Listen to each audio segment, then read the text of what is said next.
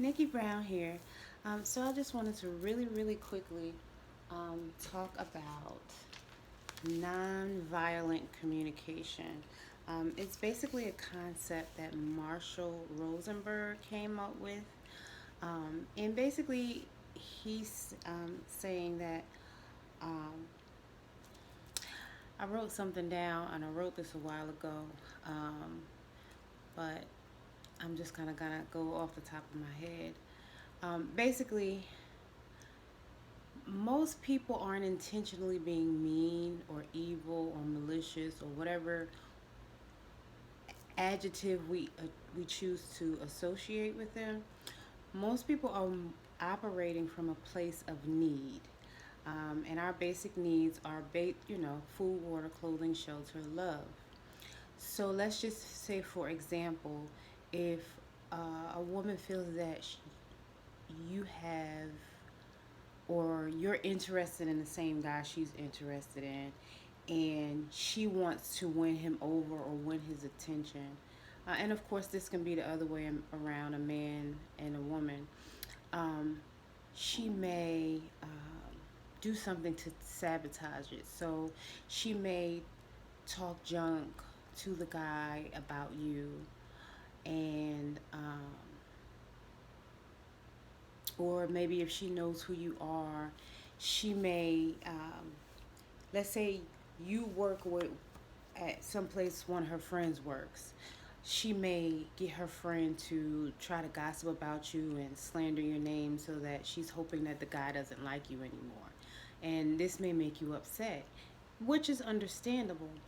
But again, she's operating from a place of need because maybe she's wanting that guy for security or love, or whatever that looks like for her. Um, that's just an example, but I'm going to go ahead and read what I wrote down. Most people are not doing anything to intentionally make us feel some kind of way. So whatever emotion it musters up to you, sometimes people are doing it intentionally. I'm not saying that that never happens, but 9 times out of 10 in their mind, they're not doing this intentionally. Let's just say you're going for a promotion and someone else is going for that same promotion. Again, because they feel as though you're threatening their sense of security. You're threatening their financial gain.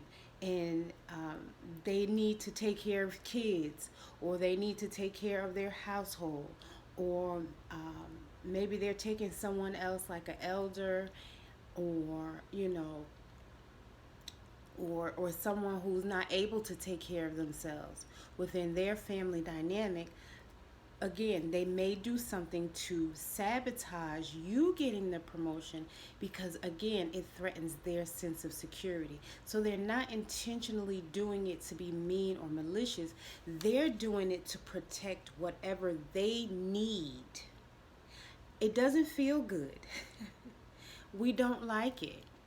But again, some people are not doing this intentionally. Um, they're satisfying a need within themselves, which in turn leads to a perception and a feeling that it's intentional. So we like to say, oh, this person did this to me. Don't take that on as a victim because nobody is doing anything to you. Now, you may have felt some kind of way about it, whether it was anger, whether it was sadness, um, whatever that emotion is, or whatever that feeling is that's mustering up inside of you. You may feel threatened, you may feel ashamed, you may feel guilty, depending on what the situation is. You may feel embarrassed. But usually, that goes back to something else that may have happened to you prior to that situation. So, any incident that's similar, it pretty much brings up those same feelings inside of us. the best way to handle certain situations is to be honest with yourself and that person. And that's not always easy because a lot of people don't want to be confrontational. But that's basically nonviolent communication. You can say how you feel. You can say it. What's that quote? You can say it but don't say it mean. You can mean what you say but don't say it mean, or something like that. I don't know. So let's just say, for example, you feel like someone's trying to manipulate you or use you. Um, Say to get a position, right? We'll stick with that, or prevent you from getting a position, I should say.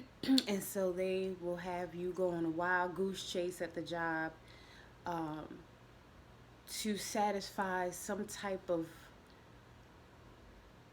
mission by a certain deadline that they know it's impossible for you to do. Again, this is to make you look bad, right? You can go to that person and say, now you may not be able to go to that person in the moment because you might still be upset. But if you realize what's going on or what happened, you can go to that person and say, well, what made you do that? Now, again, this person may not want to be honest. You may not get the reaction that you want, right? Because this person may become defensive because they don't want you asking them about what they did because they don't want to tell the truth. But sometimes it helps if you find out more about a person, right? So you can take a step back and say, you know what? I know that person's married, has an elderly mom they're taking care of, and they have kids and a home and things that they need to maintain. And I know that we're going for the same position. So that person was trying to make themselves look good so they can hopefully get the position. And you can be satisfied with that, and you can leave it at that. Right? You don't have to allow it to upset you or make you feel some kind of way. You don't have to allow that feeling. You can calmly be, you know, the mature adult in the situation, which of course some people say, oh well, you know, kindness is a weakness, but no, it's for you to maintain your calm, because if you're not calm, that has an effect on your body, not theirs. They're probably somewhere like, ha ha ha ha ha, that person's stupid, I got them to do so and so. That's fine. I mean, that's petty and it's actually immature. So again, you have to look at what type of personality are you dealing with and what's their need.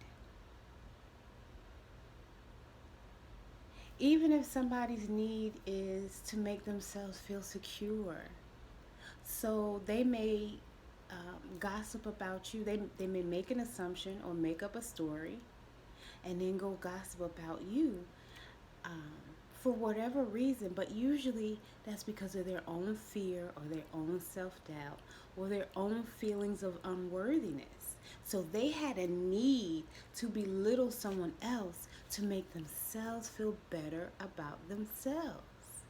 It really doesn't have anything to do with you. You just so happen to be the person that they picked at that moment. But guess what? Especially if they see that you get upset, they're just going to move on to the next person. Or they may continue to bother you because they know you're bothered by it. And they love it. And you fall right into their trap and become a victim and start to sometimes vibrate on your lower self just like they are. Because you can either rise above it or you can succumb to it and start doing the same thing that they do. Because now you're in that mode of, oh, I got to get this person back and I want revenge. It's not necessary. Rise above it like cream. You don't have to give into that anger. Now, if you would like to clear up the truth, that's fine, but usually the truth always comes out. It's just a matter of time. You just have to wait and be patient. No need to be angry. No need to get yourself upset.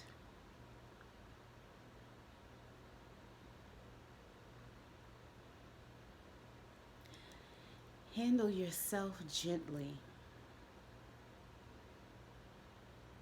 Don't say, oh, I'm stupid because I fell for it. No, no. People will try to push your buttons. And again, you could choose it to handle it in a way that's healthy for you.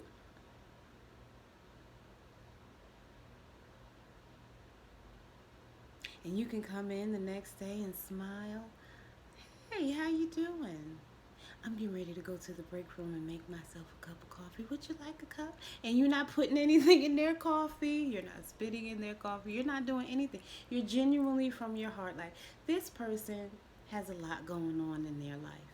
Let me be kind. Let me be different. I don't have to give into that same energy.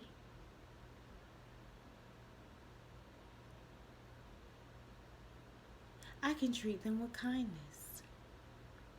And that would satisfy me in my heart. And that would do my body good. Because if you think about it, and do this exercise right now, and hopefully you're in a place where you're relaxed, right?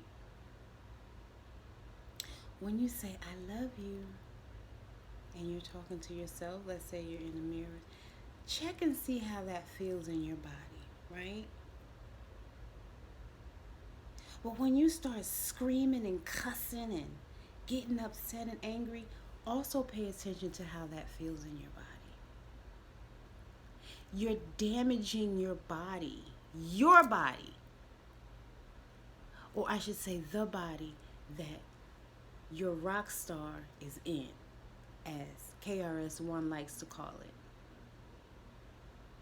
And we only get one of these in this lifetime. So we need to take care of it. So do you want somebody to, what I like to call, knock you off your square? Which is upset you and make you, want to yell at them or get revenge or curse them out or let me tell you about yourself. It's not necessary.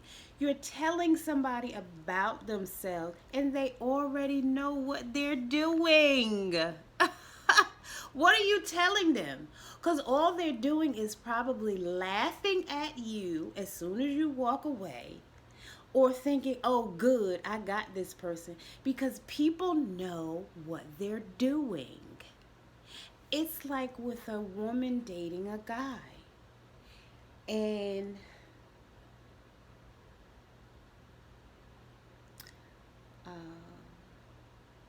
she says, well, I don't like it when you do whatever, right? And he continues to do that thing. Oh, I'm about to tell him about himself. I'm going to let him have it. For what? He already knows what he's doing. He's doing it on purpose. He doesn't care. Because what he's probably thinking is, all she's going to do is sit there and yell. He probably tell his boys that, his friends that, and everything. Dude, all she's going to do is fucking yell.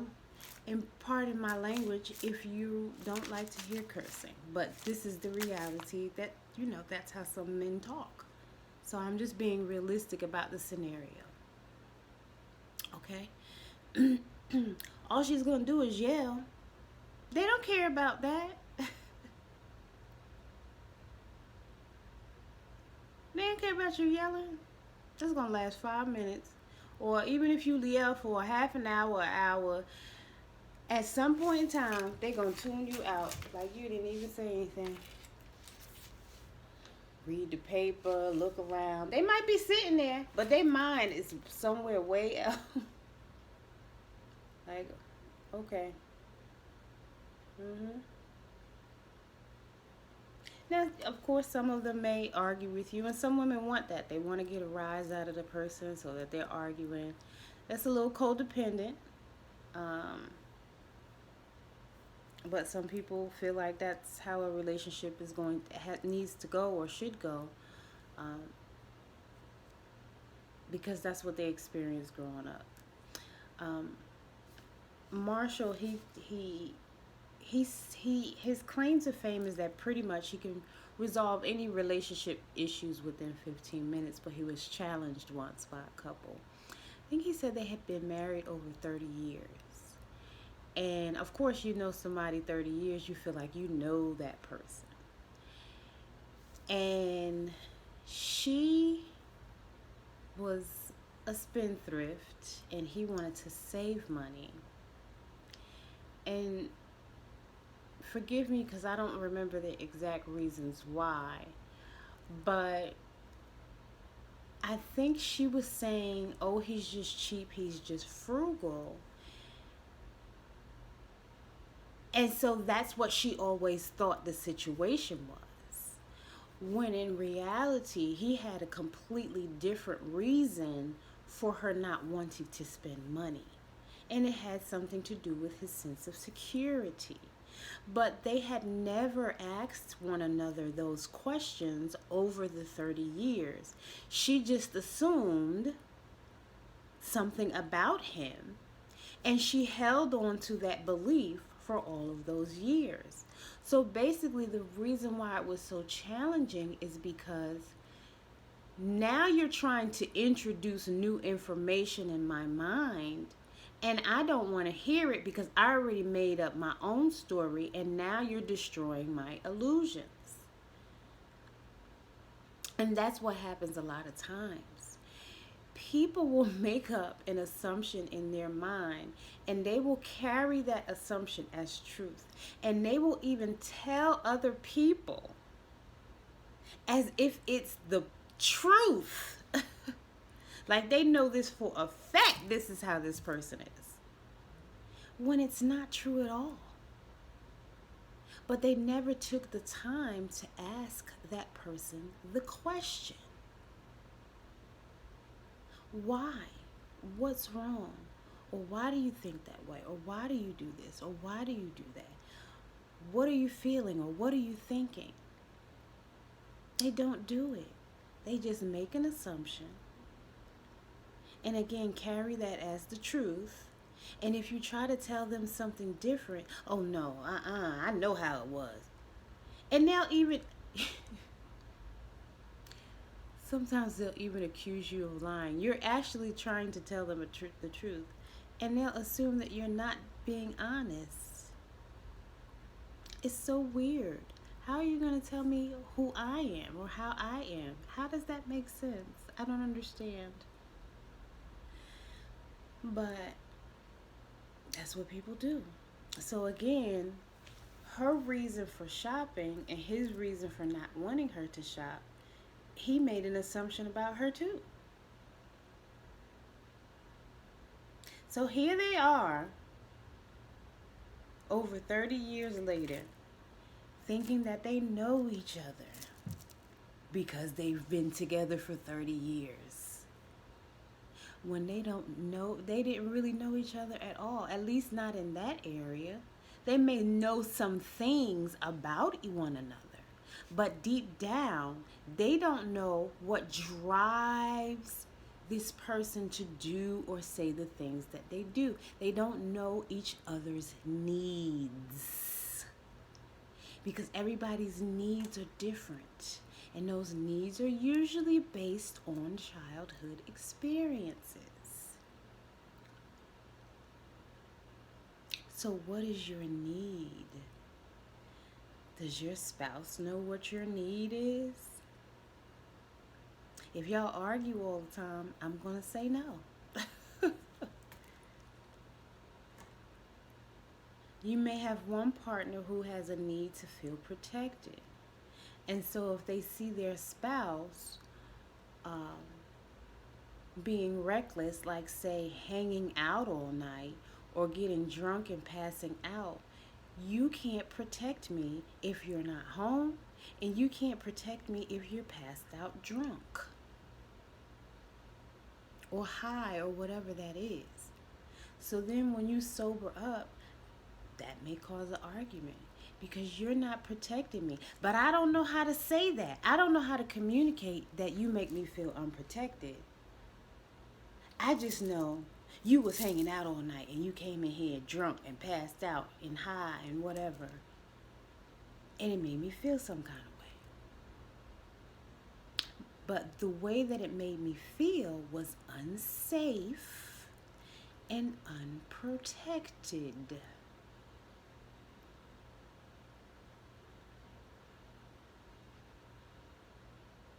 But again, I don't know how to say that. So instead, I just get mad and fuss all day for 3 days, for a month, for 6 months about the same thing over and over again.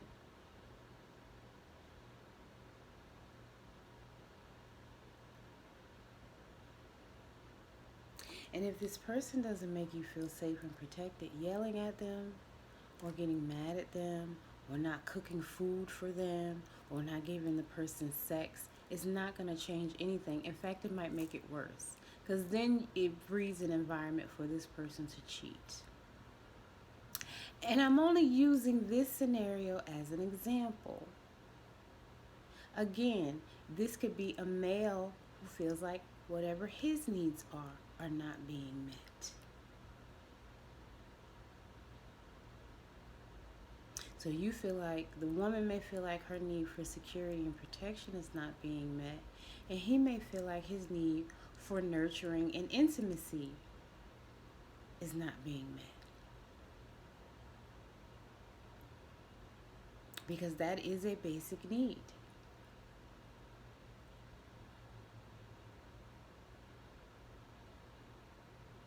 And he may act out in his own way, which oftentimes is by cheating, because men want to know that they're doing a good job too. Men want you to say that they're proud of you, or you're proud of them. But see, a lot of us didn't get that support and encouragement growing up, so we don't know how to be supportive and encouraging in a relationship. You can't do what you didn't know how to do or what you weren't taught to do. So, for some people who saw their parents arguing all the time, they feel like this is the way to communicate, and that is violent communication, the opposite of non-violent communication. As a teenager, I used to always say, if I can't communicate with the person that I'm with, what are we supposed to do when we're old and he can't get it up? Of course, technology or medicine or whatever has advanced since then, and we do have herbs and supplements and stuff that people can take in order to prevent that or help that situation, right? Um, but I still basically feel the same way. Um, for me, mental stimulation is a need, right? So, meeting someone who doesn't communicate well, it doesn't make that person not a good person. And I'm not talking about grammar. That's not, you know. I, um, I'm just referring to someone who can actually have a good conversation.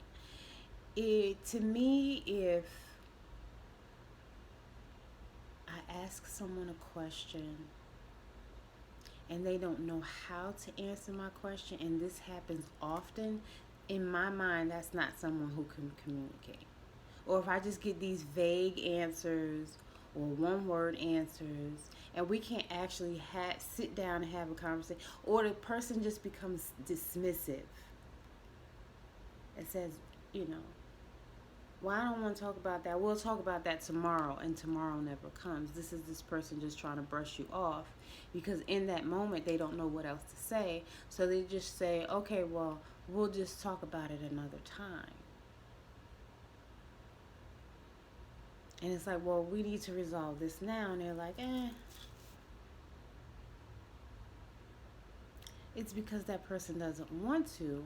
So for me, that's a red flag. And so if you see when somebody shows you who they are, believe them the first time. So if this happens, let's say within the first 6 months of you dating someone, or even up to a year, in my mind, it's better to walk away from that person sooner than later, as soon as you see those types of red flags. Because 9 times out of 10, that behavior is not going to change unless that person does something to get help with it, like seeing a life coach, or, even listening to videos or going to workshops or seminars that promote changed behavior. Most people don't change unless something tragic has happened.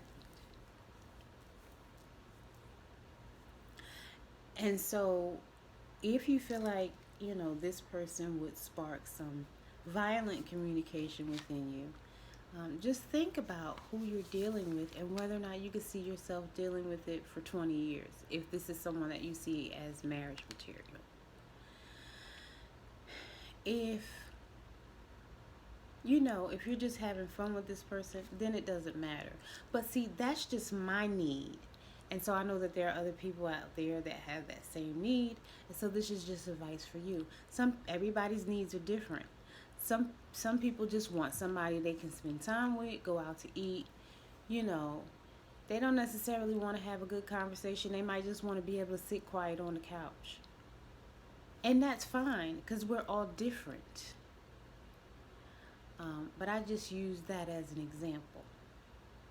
So, there are people who they don't care about, the communication part of it.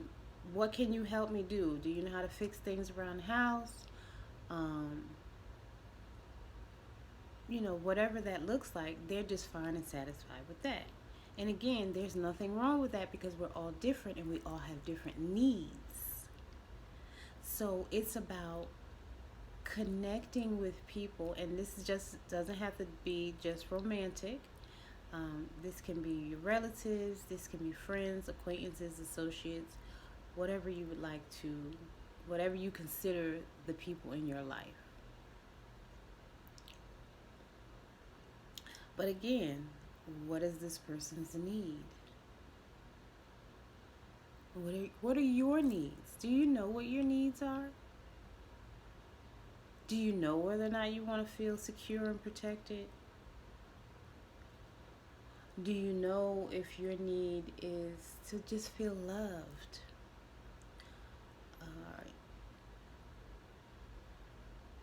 Do you have a need to spend time with someone? We could even look at the 5 love languages. It's quality time, gifts, affirmations, and words of... I can't remember the 5th one. But if your need is for quality time and your spouse's need is for words of affirmation, that's something that you need to discuss. Don't get mad that that person is always busy if you didn't state up front, I need quality time.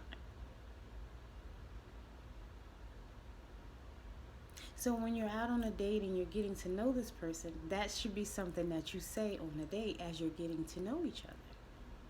I like to spend time with my spouse. So if we're going to proceed, I need you to make time for me. I know you're busy and I respect your schedule and I respect that, what you're doing, whether that person travels or, owns a business, does overtime at work, whatever that looks like. Hey, let's make a commitment, that we spend time with each other, say on Sundays. That's our day to spend time with each other, because I need the quality time. And he may say, well, I need words of affirmation. So after I've been at work all day, I don't want you to say, oh, you've been at work all day, what you was doing, why you coming in so late, and da da da da da. He may want you to say, oh, baby, I know you've been, hard at work all day and you're probably tired. I made you some dinner. Or if he's the type of guy that takes a bath, I ran you a bath. so you can relax and unwind. I got your beer next to the tub. I put the little TV in there for you, so you can stay in there, till you become a raisin if you want to. Um, you know, Whatever. I don't know. I appreciate you. I appreciate what you're doing for the house. I appreciate all the hard work you do for us. Um, I'm thankful for you. I'm grateful for you. You're such a hard working man. You're so strong working all those hours.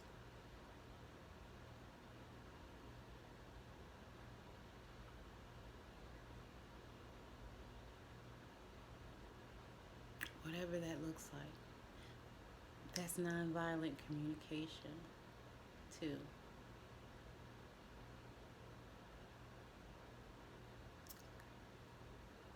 You're not trying to change the person, and you're not getting upset with the person for doing the things that they do. You're actually encouraging and praising this person. Thank you. If if if somebody likes gifts, and sometimes we're a combination of all five. Oh, acts of service. That was the other one. Acts of service. So let's say he likes gifts. And again, whatever profession he's in, let's say he uses a pen all day, right? You may order a pen with his initials on it, even if he already has one. Maybe you order some paper with his initials on it, or an envelope opener, or a paperweight, or some type of accessory for his car. Uh, Whatever. Maybe if he's been saying that he wants something, you get that something. Acts of service. um, you have his car detailed, or she's been home. Maybe she's a housewife. She's been home all day, and she's make sure the house is clean when you get home. Oh, thank you for making sure the house is clean. I really appreciate you taking care of home. Don't take it for granted or neglect, or assume that that's what she's supposed to do, because she doesn't have to do those things.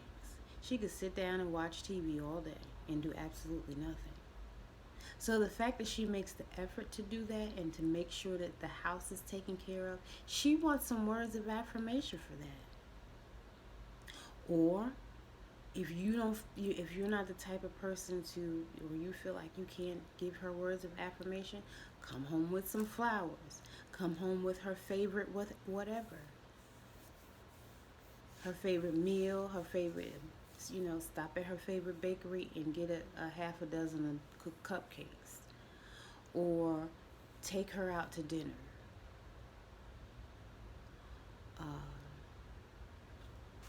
Or make sure, let's say she's tired, she's been home with the kids all week.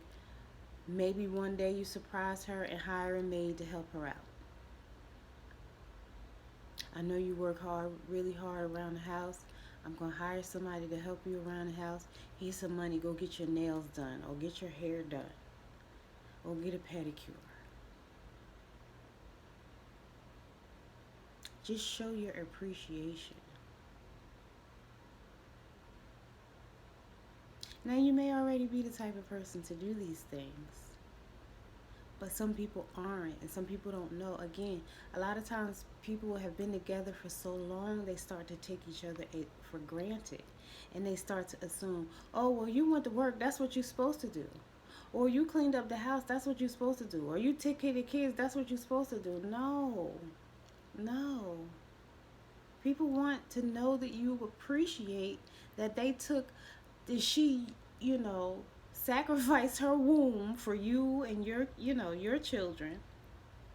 And now she's prepared to take care of them. Because guess what? Some mothers don't take care of their kids. Some men don't work. They sit home and play video games all day. And everybody's entitled to have the type of life that they want. So this is not judgment or criticism. This is just reality. This is what some people are actually going through. And we see it all the time. And then at a certain point, if a woman is the breadwinner and he's sitting home playing video games all day, these are the type of couples you see in the grocery store. And she's snapping at him, and you turn around and look like, is that her kid? And it's a grown man. And he just, because his self-esteem is low, and he doesn't have any confidence, and he feels guilty and ashamed and belittled and embarrassed.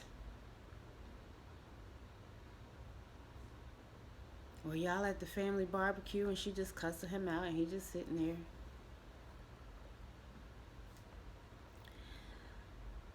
So, as often as possible, we would like to practice nonviolent communication. And I know this is a new concept for a lot of people, because when I first heard it, it was a new concept for me. Wow, I just took a deep breath. What was that about?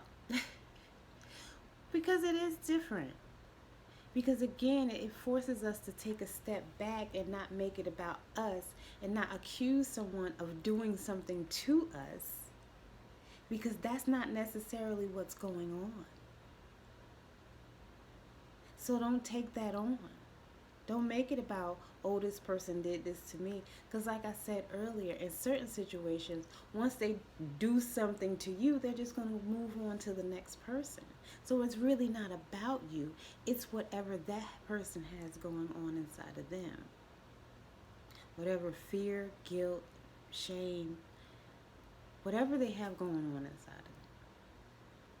It's a reflection of them and not you. So don't take it personal. Because a lot of times it's not. They're, a crab in a barrel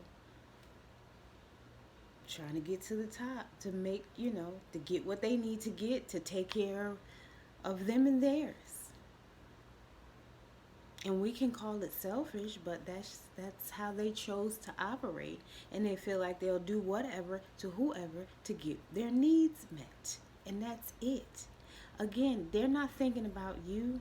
Really, like you just so happen to be in the way, so they pushed you out the way.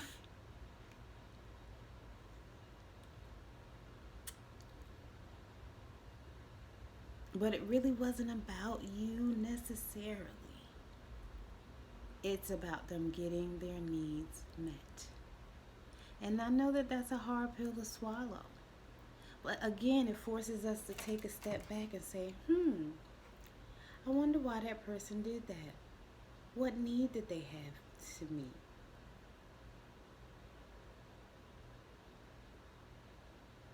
Does that person just want you to spend time with them? Because a lot of people speak indirectly and they're passive aggressive.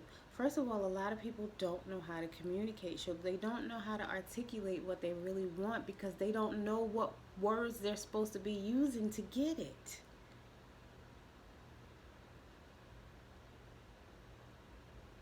So they just get mad and have an adult temper tantrum.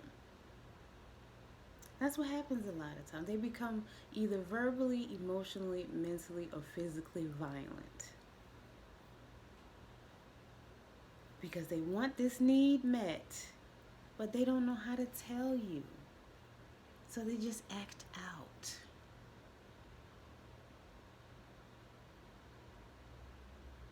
And because maybe their parents did the same thing, they don't see anything wrong with it. They think that's what you're supposed to do. They think that's how you're supposed to behave. They think it's socially acceptable. Oh, my mother yelled all the time, so that's what women do. But that's not what all women do. But this person is justifying and excusing the behavior because this is how the person they're dealing with is. And they've normalized it in their mind. And they operate from that place. And they, 9 times out of 10, have attracted someone else who also operates from that place. Because we don't attract what we want, we attract who we are deep down on the inside. You can lie and you can be manipulative, but the truth of who you really are always shows and always comes out. No matter how much you think you're showing up as a different person. When someone shows you who they are, believe them the first time. Because people can only hide and lie but so long. So when you watch them and you really listen to the things that they say, because you're perceptive to it, and you sit back, they'll do something that makes you go, hmm. And you know what? Oprah said that. I watched a video where Oprah was saying that.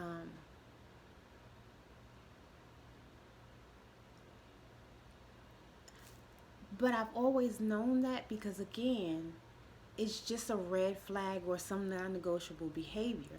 And you may not say anything or address it in that moment, but you can see it and you're paying attention to it. And it makes you start to question. And if you have to question it, that means something in the milk ain't clean. Something in the milk ain't clean, baby. Don't drink the milk. Why? It's spoiled. That's some spoiled milk. That milk been spoiled.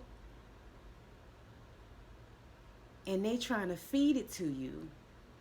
And they think you don't know that it's spoiled.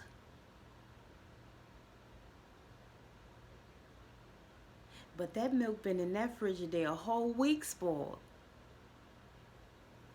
You can smell it. You can taste it.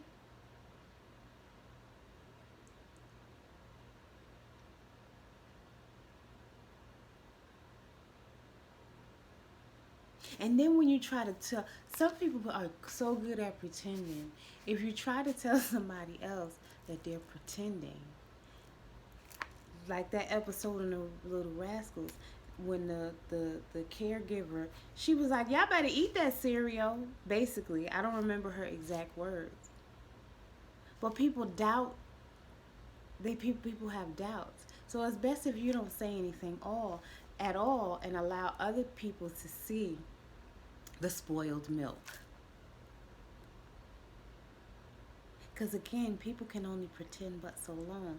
And a lot of people think they're really good at pretending. And some people are not as good at pretending as they think they are. But again, we carry what has happened to us from childhood into adulthood. And as I always say, you'll have this person, they have an apple pie in one hand. Ain't nothing wrong with the pie. Pie is good. But they're smiling in your face and they have a knife in your back at the same time. Because although they're smiling, they're still saying something to give you a clue that they don't like you, that they're jealous or envious, or that they otherwise have some type of problem with you or who you are. And so just because they're pretending not to be nonviolent, they're still being violent with their sarcasm or trying to belittle you. And so, again, I suggest when you see these red flags and non-negotiables, you just slowly but surely distance yourself from these people. Otherwise, if you meet somebody who you can communicate with, you should practice non-violent communication. Open and honest communication is always best. And if you can, I say, get to know somebody. Ask questions. Now, asking questions, some people may be dishonest, but it's also spending the time and really paying attention to who this person is and how this person operates. And when you first meet somebody, if you didn't grow up in the same hometown, of course you'll only know what they tell you. But again, if you're paying attention, if anything makes you question something, then you know something in the milk ain't clean. All right, y'all. I am done talking. Thank you for your time. Thank you for watching. Please don't forget to like, share, comment, and subscribe. And if you would like to see more, please hit the notification bell. Later.